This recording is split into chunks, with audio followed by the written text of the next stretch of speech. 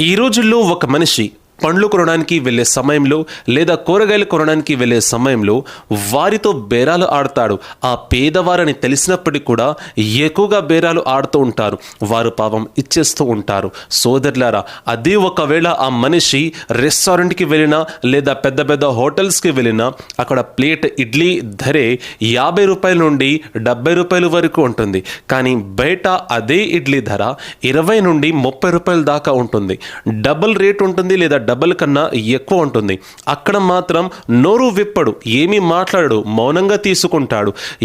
అక్కడ ప్రెస్టైజ్ తగ్గుతుందన్న భయమా?